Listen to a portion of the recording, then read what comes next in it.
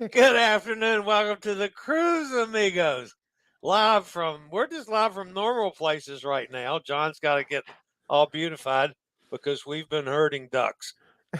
So, welcome everybody. We have no idea where the third person is. So he's in another time zone. He's lost in limbo in between his father and his son. Amigo Martin is probably still rolling around drunk from celebrating. Well, drunk is a rather harsh word. Yeah,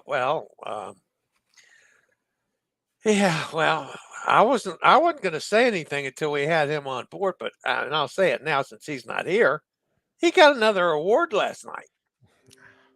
So I have a feeling there might have been some celebratory cocktails involved. Was it the Drunken Duck Award? Is that what he got? The Drunken Duck Award? Maybe. It might have been. He was on the Virtuoso. So, and you're playing with ducks. Well, I thought this is what he got, the Drunken Duck Award. The Drunken Duck Award? That's the Drunken Duck Award is a little yellow duck. Really? I don't have one of those. I don't have one of those. Can you hand it to me? Let me hand you the Drunken Duck Award. All right, thank you. That was great. That worked that time. Folks, you would not believe how many times we practiced that and how many times the fat guy in Virginia failed miserably at passing the duck to Minnesota. I just thought I'd point that out. We migrated him from Virginia to Minnesota just that fast, and at the end of the show, he'll go back at the end of the show. Oh, there you are smoking it. Now, speaking of smoking, right? All right. So we're going to talk about since Amigo Martin's not here for me to pick on him, I'm going to pick on Amigo John. Now, is this in fact? This is the pot planting machine. This is the machine that you run down through the fields planting your pot. Is that correct? No. The hemp plants, and I got to keep doing that so the sheriff doesn't show up here because they know us to be not pot plants, but he has fun with it. But the hemp plants are actually named and numbered. I mean, each seed is put in a space of about 10 square feet, and they are named and numbered. And I have, we keep a diary of them so that we know that, like, in the first year that we planted, like row H seed 38 was the most awesome seed there was. Where this is, what you see behind me or what you put on the screen there in big print, if you could do that again. This is a state-of-the-art seed planter, not grain. So that you would not put wheat or barley or oats in this, but this can take anything that is a little nubbin of a seed, for instance, a soybean, sugar beet seed. Those are the things that we use it for. And this is actually a hybrid machine. Let me tell you how it used to be. All the time when I was a kid growing up, and I if I knew we were going to do this today, I'd have a plate. But in each row, there was a plate that you can take that off now because I'm doing hand gestures. So in each row, there was a plate about this big around, and it has a bunch of holes all the way around it. And those holes can be closer or farther apart. You buy different plates, and they can be of different sizes. So if you're going to plant a certain size of sugar beet seed, or what they do is we actually buy sugar beet seeds that have been rolled in mud, believe it or not. The size of the sugar beet seed is about... No. Listen to this. This is really cool. When I was a kid, the size of sugar beet seeds were about the size of a mustard seed. You've seen mustard seeds, like in you're spreading mustard and stuff. And they're, like really tiny. And the problem is dealing with seeds down at that tiny size is difficult. So 20, 30 years ago, they came up with the idea that they take every seed and they make it into a little mud ball that's about as big as the end of my finger, if that would be a complete sphere rather than just, but about that size. And there's one seed inside. Now, all of a sudden, we can handle those marbles and be way more accurate in our planting than we could be when we were handling these little seeds that weren't perfectly spheres and everything. Plus, that little mud ball has got some nutrients and stuff on it that helps the seed grow the minute that it gets some water on it. That was a giant advance in botany for us. That was just really a big thing. Then they came, but they were all planted in these disc planters that had these discs that went around. Well, then again, 25, 30 years ago or so, a guy came out with an invention called an air seeder. And it was an awesome improvement because up to that time, if you had we only had 12 rows at a time. Right behind me is 36 rows. But imagine we had 12 rows and every row had its own little canister of seed on it that you had to keep refilling every few rounds and dealing with and everything, so that the plate that was turning would have an open hole and the seed would fall in and it'd come around and it would drop down. And then you had gears that determined how fast that turned versus how fast you were going down the field. Well, they would get plugged and whatever. This guy came up with an air seeder idea. It worked on pressure and vacuum. It was really cool.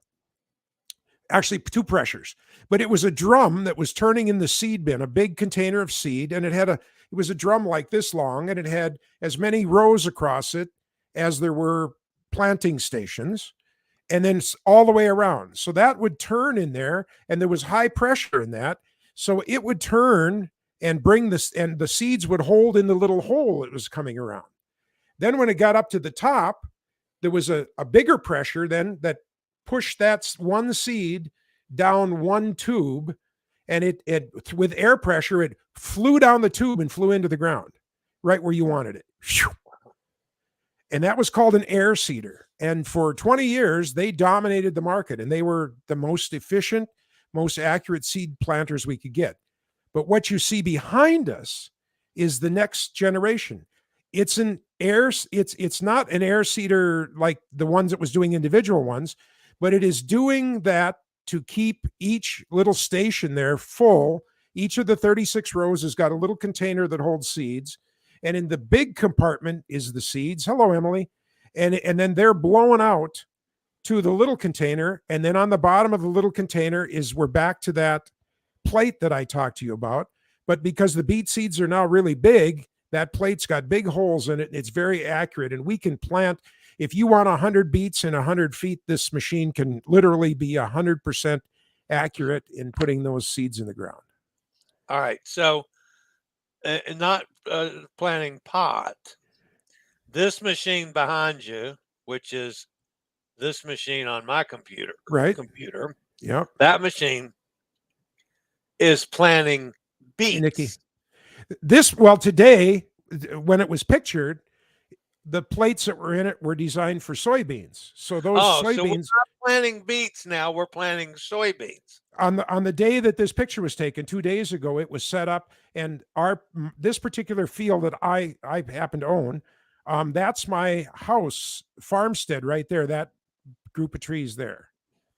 Okay, but let me bring that. Would be. Oh, I can't put my finger on it now. But the yellow thing. Yeah, on the left side is mine, and on the right side would be my cousin Paul's. But on the left side, but this field is a half a mile left and right and a mile forward and back. It's a half section of land. Sections are 640, not counting the roads. Halves are 320s. This one's about 310 because my farmstead takes about 8 acres, and then there's about 2 acres of ditch around the outside and stuff. Okay. So it's 310 acres. They pulled in one day at 6 o'clock. That's when I happened to take this picture. Last night, at 6 o'clock, they were a mile away and were just pulling out of the field when we happened to drive by to Grand Forks to make a run. So in 24 hours, not counting stopping for sleeping, they went across 310 acres of soybeans. And the beautiful thing is it rained last night, and there's another inch coming. And so the ground's going to get equally saturated. All the seeds are going to start at the same time, and that is the predictor of the fact that we have the highest opportunity to have a phenomenal crop on this half section this year. Okay. Time out. What happened to the beets? No, well, sugar beets cannot be planted every year on the same land. You've heard of rotating crops. Yes. They have to do this with tobacco. Matter of fact, same problem, as a matter of fact. They have to do this with corn and soybeans across Iowa, southern Minnesota, Illinois, where they do a lot of times they just do corn and soybeans back and forth because they they affect and interact with the land differently. But with sugar beets, the key thing about it is, and it used to be that we had to be 4 years apart.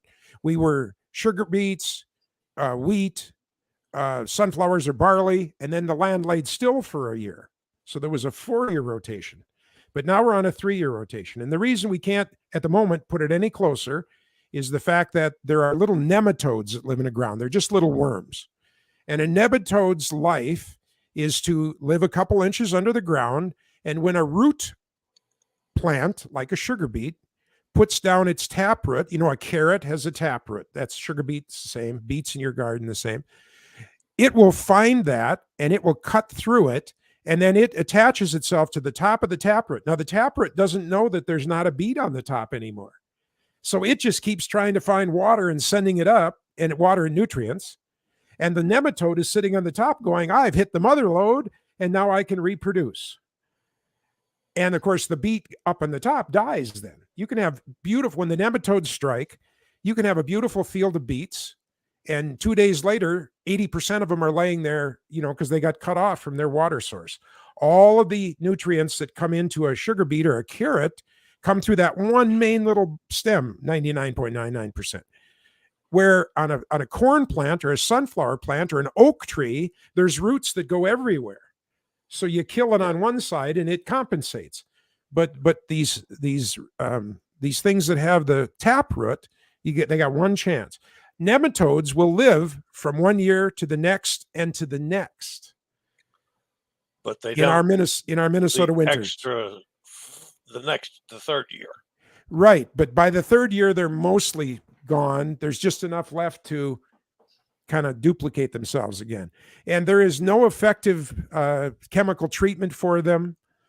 We can kind of try and knock them down, but you just can't do it. So separate from the fact that sugar beets take and this is agricultural terms, a hell of a lot of stuff out of the ground. So if you were to farm sugar beets every year, you'd be putting on massive amounts of the major 3 chemicals, fertilizers, nitrogen, NP and K, phosphorus, and NP and K. Potassium. See, I testing you. I don't know anything. And then there's tons of minor microchemicals, boron, chromium, all sorts of just different things that they take out of the soil.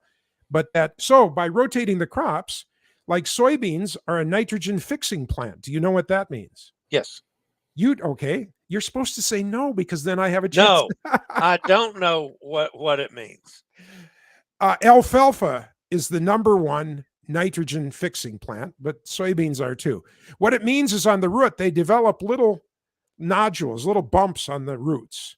And they actually, with the sun and photosynthesis and moisture and the other things that they have around them, they draw nitrogen and they put it in these little bumps on their roots.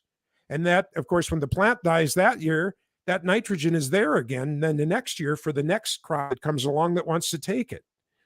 And so nitrogen fixing plants, to have one of those in your rotation is a really good thing, because it's sort of like free lunch. So what you do now, you plant 1 year, you plant sugar beets. Yep. Which are white. Yes. And are used to make sugar. Yes. I've learned that much. And ethanol. They can make ethanol, but yes. Okay. And then the second year, you plant soybeans that I use when I eat sushi. And that's the little bean sucker that you dip and use it like an appetizer. That's a soybean. Yes. Soybeans can make soy sauce. They are the main ingredient in tofu, is fermented soybean squeezings. Soy products are heavily fed to most of the animals, pigs, cows, chicken, sheep. Yeah. And it's also a filler in like the cheaper pizza stores that have sausage, meat. It's really 60-70% soy filler and bacon flavoring. Phony yes. meat. Okay. Phony, well, yeah, you know. And then the third year you plant pot. No, the third year we plant wheat. We plant hard red spring wheat. There's, several kinds of wheat. There's soft red winter wheat, there's hard red winter wheat, there's soft red spring wheat, and there's hard red spring wheat are the four major divisions. And there's like Mexican winter wheat and Brazilian No, winter no, and no, no, no, no. It's Colombian. just hard and soft, and then the season. But the thing is that almost all flours, flour, by the way, when you buy it, like bread flour is different than all-purpose flour because it has more protein in it, or less. I'm not sure which, but the bread is determined by how much protein is in it for its use, and that's why the Italian crusty baguettes that you get on the ship are different than Wonder Bread.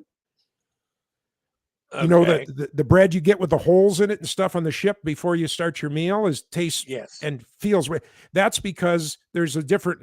One of the reasons is because there's a different amount of protein in the flour.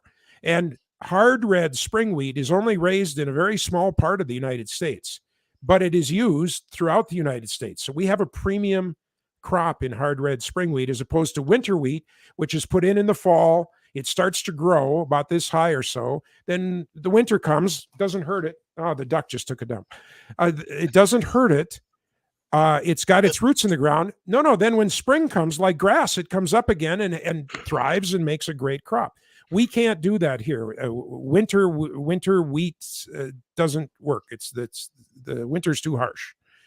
So we raise spring wheat, but that hard red spring wheat, it's a hard kernel. You can in your hand, you could say, oh, this is soft wheat, this is hard wheat. I mean, there's a significant difference. But the difference that counts is the protein that's in it as far as how a bread, pie, cake rises or the crust holds together, everything like that. All right. Now, to a serious question, sort of. They were serious? You're 64,000 acres up there in Minnesota. I mean, half the damn state that you own. No. Do you plant all of that one year in sugar beets? No. All of it the next year in soybeans? The holdings of the Reitmeyer family that I'm within has land that stretches across 22 miles. But it's not 22 miles of land. I mean, it's a half section here and a quarter section there and a half section, a quarter section. Yeah. And I used to be the farthest south. They now bought some land right by the city of Crookston. So, and I used to be the farthest east, but now and it goes from here 22 miles up northwest and north of here. And it's different kinds of soil, sandier or more clay. And then within that, there's different kinds of soil. But of all the land that's in that group, it's divided into a third. And every year, 1/3 is planted to sugar beets, 1/3 is planted to soybeans, 1/3 is planted to wheat. And unless something really important came along, I don't see in my lifetime, or probably even Ronnie's lifetime, why that would change. Okay. It has not changed now for 20 years in the past. When we went out of sunflowers and got in, and soybeans only came to this part of Minnesota recently because they shortened the growing season on it. Before 25 years ago, you were taking a risk planting soybeans that they would be hard and dry enough before the fall came. All right. Now, when I was on Quantum of the Seas 2 weeks ago, Yep. and I sat down at lunch for my sushi day, and they put the pregnant snow peas in front of me, which were your soys. That could have been soybeans right out of your backyard. Yes. Yeah, you could come here and but they're of course at the peak moment of like a pea pod that you pick. You know, if the peas are left a couple more days, they get kind of hard and woody, and then finally they dry up and stuff. But yes, edamame is the soybeans that are picked at just the absolute peak of deliciousness and juiciness. And some are steamed, or, you know, there's different ways that they're prepared. And it's become a worldwide snack now. I mean, it's low in calories. It's low in any bad fats of any kind, and it's good for you and all the other. I had no idea what to do. I had to ask what the hell to do with it. It's all right. No idea. Okay. And I loved it. So it was cool. And by the way, Emily, John has murdered his duck. He smashed it, and he's got the duck back now. I think I'm breathing life into them. Do you want Wait to a minute. see? You can't have, it can't be in Oh. two places at once. Oh, okay. So let me I do this. So I give. There, I got to give it back to you. There you go. You got it now. Okay, I got the duck now. See, but now I'm going to give it back to John. So there's John has the duck, so he can play with the duck now for Emily. So, yeah. Did you Ace freeze? is all involved now. So. Ace, did Ace cause us to freeze?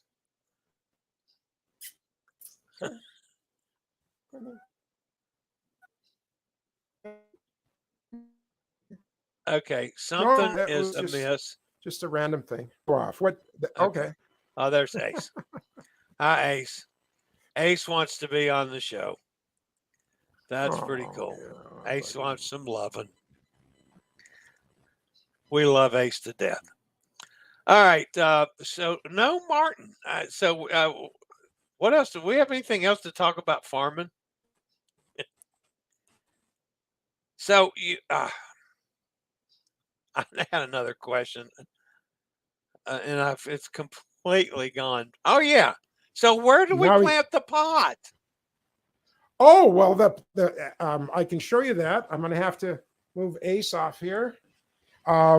We have a couple of different farmsteads for that, but one of the places that we will be again planting next year. Just a minute here, switching my virtual background. This is did that come up here? This is solar field. This is where the solar fields have been put in, but this is behind one of my barns is an area that was a pasture from 1910 until 1960. So for 50 years, it was a pasture. Then from 1960 till 3 years ago, when we got into the hemp business, God, you got me saying pot now. When we got into the hemp business, it was just mowed every year. It was just mowed, and it was an open area, though it's wider yard. We mow it to keep the mosquitoes down. Otherwise, if you have tall grass, the mosquitoes love to congregate there. Now we have put the 6 solar arrays that I have back in that area, but that will not stop us. Matter of fact, we're going to be doing research with a couple of different university type places about how the hemp plants thrive underneath. See, a little less sun. There's actually too much sun out in the open area.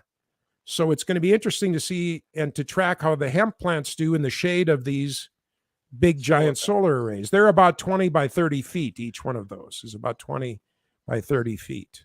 So we could have a new business, solar energy and pot sales all together.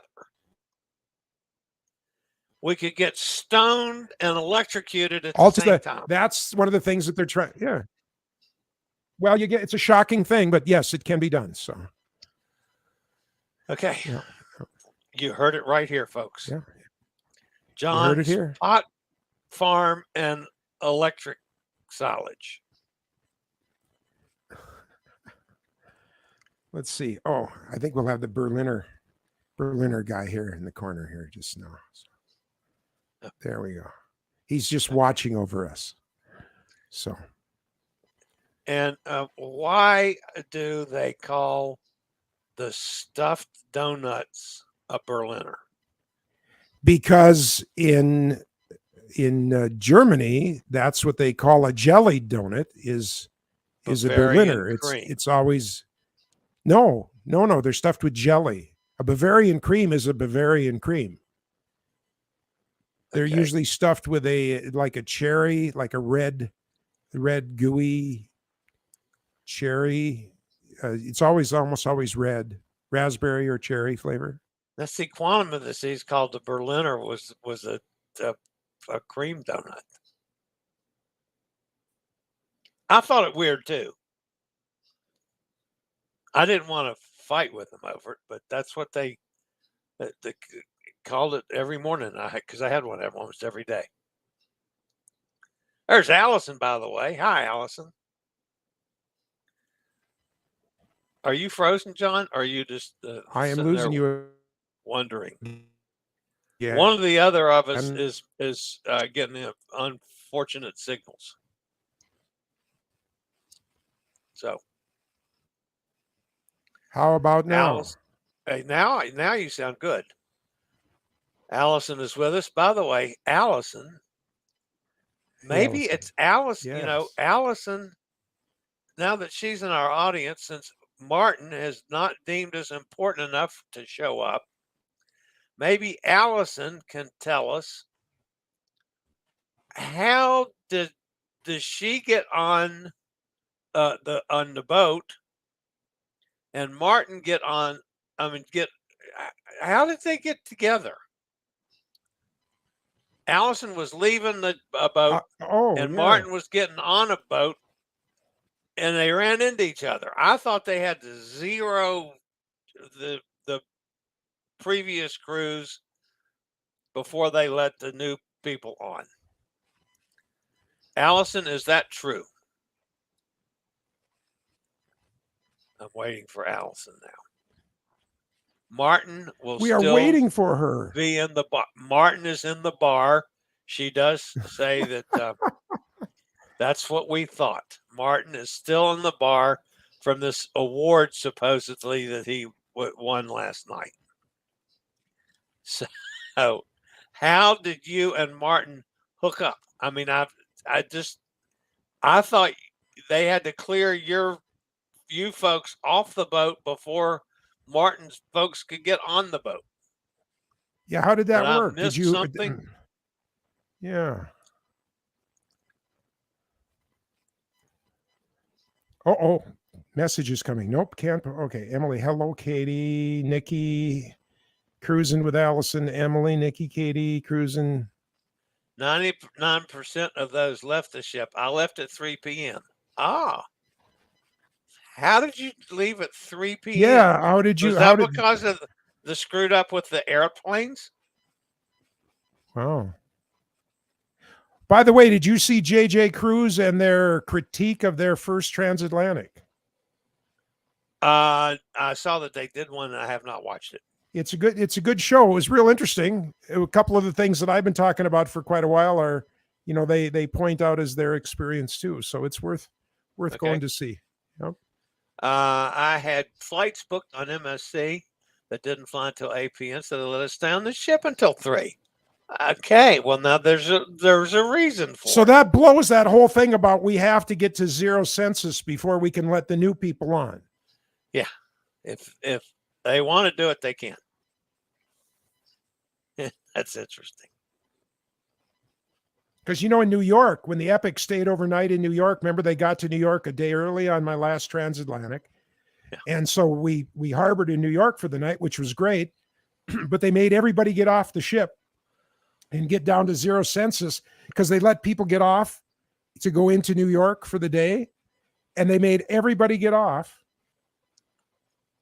to that day. We had to get off the ship, go and wait like 2 hours and come back on. It was ridiculous. Yeah. Well, they're doing the same thing now with the having to get, John's talking and I'm not hearing him. Was that you talking and me not hearing you?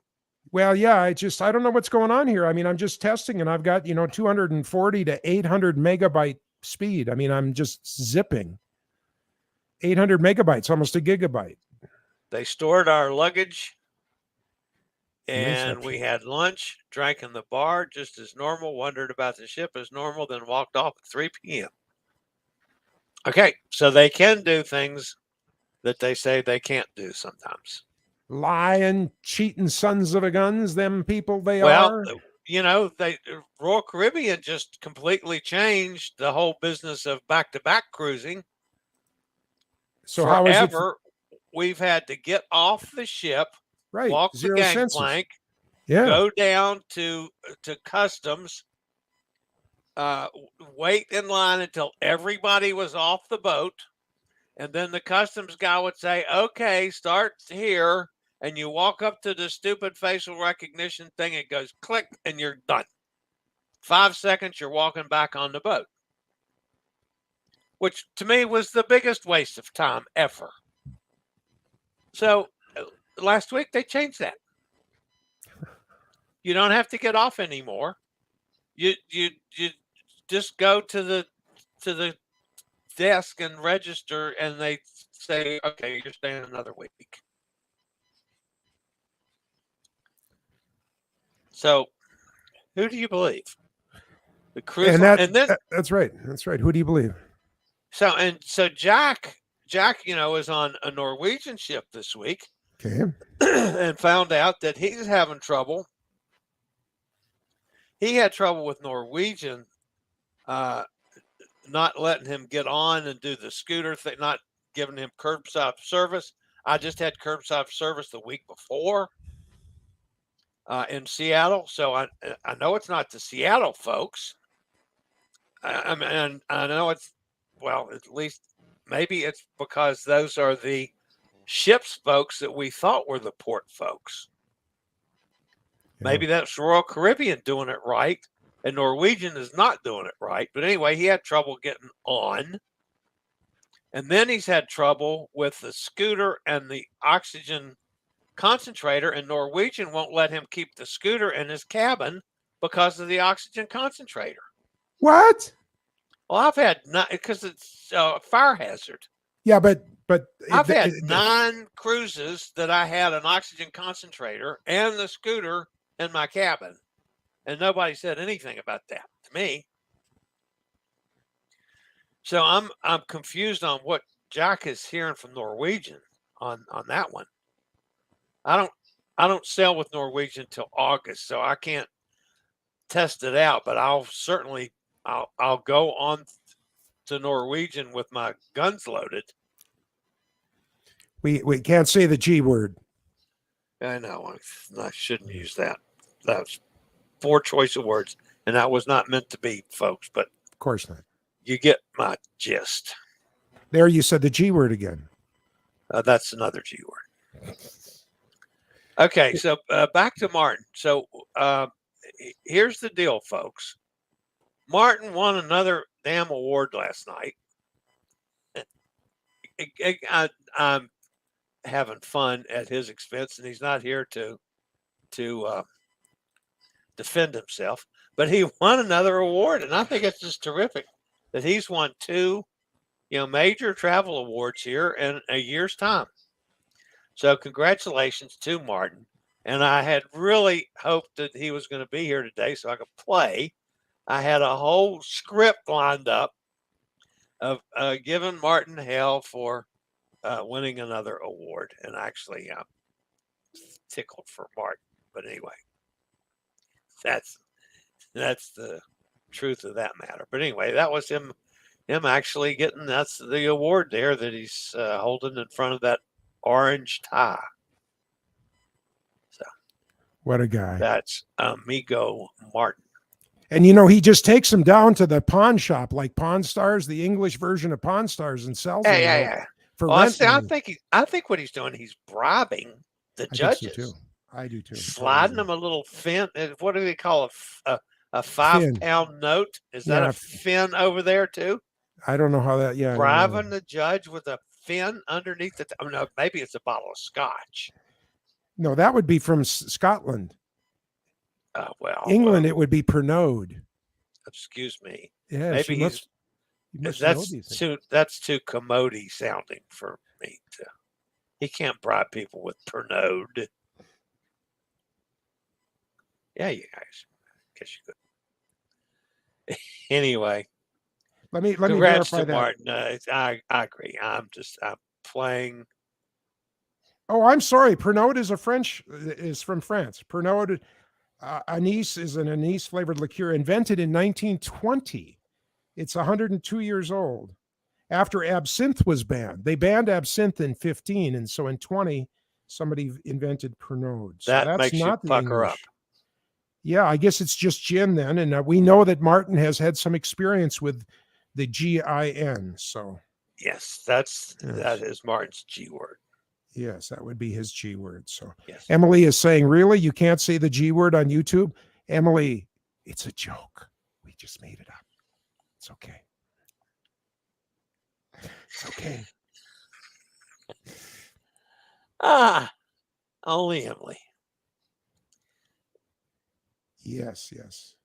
So, I completely lost track of things now. Well, we should tell people that this is the end. We tell them that this is the That's the other last. thing. We did actually have some news today. This is big news, folks. Big news. Yeah. Everybody, grab your prayer cloths. Put one hand on the computer speaker. Yes. And be ready to cry. Yeah. This is the last. The last. There will be no more Cruise Amigos on Sunday. Yep. The show is dying on Sunday. Actually, folks, the show is going to be reborn. We're going to have a rebirth of the Cruise Amigos on Thursday afternoon and evening. Not Monday, not Tuesday, not Wednesday, but Thursday. It's going to be at, let me see if I can get this correctly. 1 o'clock my time. 2 o'clock 1 your o'clock time. Central Standard Daylight Central Day. What the hell is it? Central Daylight Time. We're on Central Daylight Time right now. 2 o'clock Eastern Daylight Time. And 7 o'clock British Summertime. Is that right? I don't know. I always thought they're 6 hours from us. So if it's 1 o'clock my time, it'd be 7 their time. 5. Yes. Oh, yeah. 6 hours from you. 5 hours from me. We're doing it at the same time that we're doing this? Same time. 1, 2, 3, 4. Okay. All right. We're doing it at the same hour time, but it will be on Thursday instead of on Sunday. No more Sunday shows after today. Who did that song, Nikki? Yeah. Thursday night. Who wrote that song? Changes. Who wrote that? Who's the author of that song? That's a good. Who wrote? I have no idea. Changes. Hey, that's a David Bowie song. I did not know that. Cool. Changes. Yeah. Okay. So that takes care of the news for the day. The news. I had to get that out of the way because quite frankly, I had that one had slipped my mind. That's why we were doing the show today altogether. And folks, there's a perfectly good reason for that. John, because of the time, has not been able to go to church since Georgia was a prison colony. Since Papillon was a movie. So, and he would like to go to church. No, I'm making light of the situation. John and I together have, we've given up almost 3 years of Sundays. And both of us would like to have some Sunday time. So we're going to move the show to Thursday. Now that's going to be only one of what could be several changes in my life coming up. I just don't know. So I will talk about that briefly as well. Some of you in this audience may not have seen my show earlier this week when I announced that, unfortunately, cancer's back. I don't know yet to what extent or what we're going to do about it. I have to go back for more tests and scans and on the 3rd and the 7th, and then meeting with the oncologist on the 13th. One's a full body bone scan, which I got to do in the hospital. Laying down. And then one is one of those tube things that I hate. CT scan thing. I hate those things. But anyway, then on the 13th, I sit down with the oncologist and I found out what my options are. Good. and what we're going to do about it. Now, I will also point out to you guys, especially you guys that are, my regulars that are on my show, that I went through 2 days of emotional turmoil because Upheaval. of this. Let's use the word upheaval. Yeah. I was pretty emotional about it. And now I've gone through every possible emotion since then, from fear, and there's a lot of that, to anger, to disbelief, to you name it, I've been there. And basically, folks, I just decided I kicked cancer in the ass once before, and by damn, I'll kick cancer in the ass again. Boom. That's it. So that's where we're heading now. What's that going to mean for me? Who knows? Is that going to change my schedule? Most likely. Some things are going to change.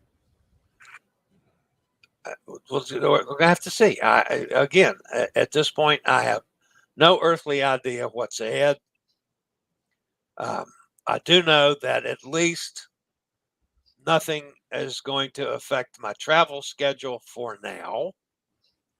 However, that I'm sure that is probably there's going to be some adjustments have to be made, depending on what kind of treatment. I don't know. We're just going to have to play those things by ear. Same token with my daily show. Again, everything now is on the table, guys. And I have no idea if and how much and when I will be doing any of the things that I'm doing now. So just bear with me.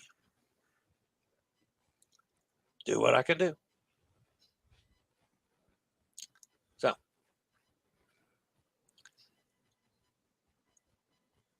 Allison says, yep, I will.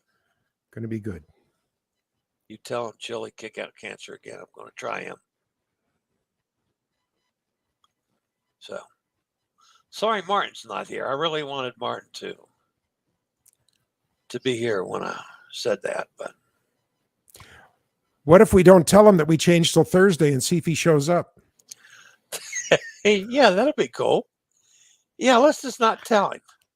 See if he remembers. Because we should do Martin jokes in here. He was probably toasted when we talked about this too, because he was on a boat. Yeah. Martin has been known to have an adult beverage or 12. 12. Yeah. We could tell Martin jokes, like how many Martins does it take to change a light bulb? Yeah, how many? I don't know. I'll just sit here in the dark and drink.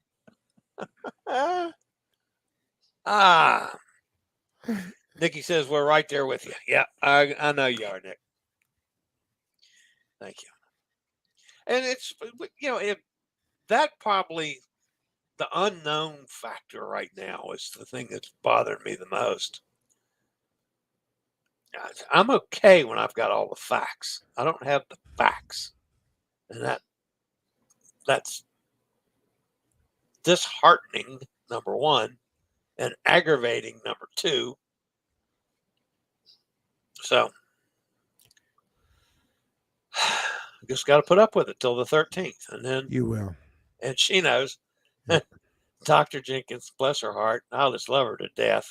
She's about as big as a minute. She's gonna have. She already knows to set aside plenty of time for the old fat guy. So, by the way, did you hear why Martin is bringing a ladder on all of his cruises now? No, I did not hear. Why is Martin bringing a ladder on all his cruises, John? He heard that the prices are higher. So he has to climb up, He has to climb up. And by the way, folks, John tells terribly poor jokes. Constantly. Constantly. I still want to get back to how when we're going to start smoking your pot. That's what I want to know. I want to. Nothing happens. That's that's good for cancer, right? Yes, Smoking it would pot's help. good for cancer. But I send it to you in a little pill. We don't need to put carbon in your lungs to get all the benefits of it. But I can't smoke a pill. Actually, you could vape it. That's really funny that you're saying that. I mean, I could put it in a vape channel for you, and you could. But again, I would ask you, now that we live in this modern world, by the way, I'm a giant supporter of medical marijuana, and even a little bit recreational marijuana used, under the right circumstances and things, not just as a every night I'm going to get home and get high kind of a thing. It has incredible medical benefits on levels that we haven't even found out yet, because the government has not allowed any testing to go on for 70 years. Imagine if we hadn't been testing electric cars or any kind of cars for 70 years, or we hadn't been testing how to make better airplanes for 70 years. And then put that against how far we could have come with this stuff, except for some people with a stick up their butt in Washington that think this is the same as cocaine or heroin or those other drugs. It's in the same category as they are. Because some people didn't want to take the risk that hemp fabric was going to outdo their cotton products. You do know that's why, right? That the big powers in Washington that were getting money from all the cotton farmers, and cotton farmers make sugar beet farmers look like taxi drivers compared to cruise ships. Did you know that? I mean, I had not put it into those exact. A pair of denim blue jeans made out of hemp instead of cotton will last 3 times longer under field conditions. Not these guys that, have a $200 Armani sport jacket on and fly with blue jeans. I mean the guys that are out working in the coal mines, working on fields, farming, repairing. A hemp pair of blue jeans will last 3 times as long and can be basically grown and processed and made into a pair of blue jeans for about the same price. Well, think about it. Why in HE double toothpicks would any logical businessman want to give you a product that can last 3 times as long in today's modern world? Because they're getting money to do that. But I'm saying this is why it's the heathen devil weed. It's going to, it's the gateway drug, and it's all. And I'm not a smoker, by the way, you guys. I'm not a user of marijuana. I believe that I, like Bill Clinton, I think I inhaled a couple of times. But I mean, seriously, this is not a drug that I use, but I am not against it. And I see the benefits for it under controlled circumstances. And a controlled circumstance is not where you're buying it from some guy on the street who doesn't know really who he bought it from, who doesn't know really who he bought it from, who doesn't really know where it came from. Yeah. Rather than growing it right here. It's really good to grow in Minnesota, by the way. Right here on a controlled environment where we know what chemicals have been put on it, what elements it's been fed, and it is a completely tracked product, no different than the cow now that you eat. If you buy beef in Walmart, they can literally tell you what cow it came from. They can track it all the way back. That's a good thing. Yeah. I think that's a good thing. I'm sorry that I'm ranting about this, but this is close to my heart because my friend Chillie, again, is fighting a medical thing. And I know that some of the secrets to cure him are in this product. And yet we've got to use what's called a shotgun approach, meaning I can only give him squeezings, if you think of it, of this product. But we don't know which one is doing the good work. Yeah. And me, as much as I have teased John since I've known John, since I knew John was a farmer, it might not have been the first week I knew John. By the second week, when I knew he was a farmer, I've teased him about growing pot. Okay. I do not smoke pot. I do not smoke anything anymore. I did forever. 56 years I was a smoker. Nothing goes as smoked in this fat body at all. Good. Yes, I have fun with it, and I tease John constantly. And yes, in the pill form or any other kind of form, as long as I don't smoke it to make what's already in there worse, I'll do anything. Well, and that's an irony. You know, Minnesota became medical marijuana legal some years ago. They're only allowing 2 producers in the state right now. But with that, they made it illegal to sell the product in a smokable form. It's got to be in an oil, a vape, gummies, pills, everything like that. In Minnesota, it's illegal to possess, even with a medical card, actual bud, as they call it. This is bud. Yeah. I get why. We just talked about why. But on the other hand, this year now, they have now made it legal for the dispensaries where you can get medical marijuana with your card to sell bud, because they were losing so much business to the street market, because, you know, you can buy this for a third, or you can get the same dosage of a delivery, not by quantity of this to that, but the same dosage for a third on the street is what they're selling the fine fixed up stuff in the dispensaries for. So they had to open it up, even though I try and tell people, you know, if you're going to use it, smoking it is, there's nothing that's good by smoking it. Even, I don't know if you know, but a charred steak is as bad as 3 packs of cigarettes. Did you know that? Oh, if you eat a heavily charred steak, that's putting as much of the carcinogens and the carbons and stuff in your body as smoking 3 packs of cigarettes right down to the nub. And people don't realize that. Smoke is smoke. I mean, houses that have fireplaces in them have a higher rate of cancer and respiratory problems than houses that don't have fireplaces. It's pretty simple. Yeah. And again, I'm sorry I'm ranting. I have strong feelings about this because I'm old enough now to have lost people that I just wouldn't have had to. I believe they still could have been here to terrorize me and you know, be pains in the butt, and they're not. And that's a sadness on my part, especially now it's Memorial weekend. And, you know, a lot of times it seemed that those that came home from the different wars that we seem to be in, and I make no comment right or wrong about that, but we sure seem to keep getting into stuff. And it seems that the guys and gals now that come home from that need a crutch, whether it's alcohol, drugs, even just cigarettes. You know, that's the joke about an AA meeting. You know why they only want 10 or 12 people in an AA meeting? Because if there's any more, you can't see across the room for the cigarette smoke. For the cigarette smoke. You know, I mean, so it's like, and you know, so anyway, but we just want to take a moment, remember all of the people who are yet alive, who sacrificed a lot for this country's safety and security and continuation, that you know, are unsung heroes. If you went to boot camp and you got through it and you were placed somewhere, just because you were driving a Jeep on the back lines doesn't mean that your support wasn't any more valuable than the guy that was out there doing it. You know, it's part of a big machine, and I can't just tell you how grateful I am for that. My dad, when he left, he did not think he was coming home in 1941. He thought that, actually 42, he went in 42. But when he said goodbye to my mom, he felt that it was goodbye.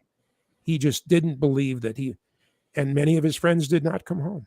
Yeah. So that's enough on that. But yeah, I know you feel the same. Absolutely, I do. My dad came home with total and permanent loss of 3 limbs. Wow. But you know, he at least came home. So yes, but you know, what other things might he have been able to accomplish without those? And certainly it was in a time where, you know, now he would have had a lot more freedom. You could have got him a van with the sure, roll-in doors and sure, all that kind of stuff. You only need that one arm on the control. Well, you know?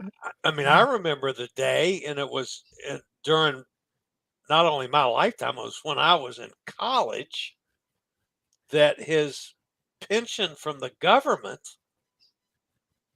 was quadrupled one year, which actually put my father in a position to live financially. Wow. Which before he had always had to work, plus the pension, plus my mother working to live. And then, you know, I was in college before he was actually able to live on payment for what he went through in World War II. Yep. So that's a whole nother area of ranting. I do have one final farm question, and it comes from strictly a rumor. I want to know if there is any truth to this rumor that the dudes that and that you were not in the cockpit of this machine when this picture was taken. No, I was behind it. I was right. I took the picture. But there is no truth to the rumor that that machine ran over your little electric car and is going to plant little electric cars all over that field. Now that so far that only works with, that's the guy that kept going back and getting 100 more chickens at the store. In the spring he was getting 100 chickens. Finally, the guy said, "Why are you coming back and getting 100 more every week?" Guy says, "I don't know. I'm planting them too deep or too close together." Yeah. No. But I have an associate, a kid a year or two younger than me, that did get driven over by one of those drills, just like that. Ooh. And no, believe it or not, it's not, the ground. First of all, the ground is soft, and each one of those is on its own, thing to go up and down. So other than the trauma and the stress and whatever, he actually was not hurt in any way, but it was a terrible accident. But he, didn't get out of the way and fell down, and 6 feet of those things rolled over him. And no joke, I don't have a tag joke like, but the seeds grew really fast. No, I have no joke for it, but yeah, that really happened to him. So. All right. Well, we've managed to completely waste an hour without Amigo Martin. Our last hour, our finest hour, the finest hour. And we will now put this one to bed. We'll see everybody this coming Thursday. So we're only going to be 4 days from now. I'm going to have to work with the next episode of the Cruise Amigos Live. See everybody Thursday. Bye. Later, y'all.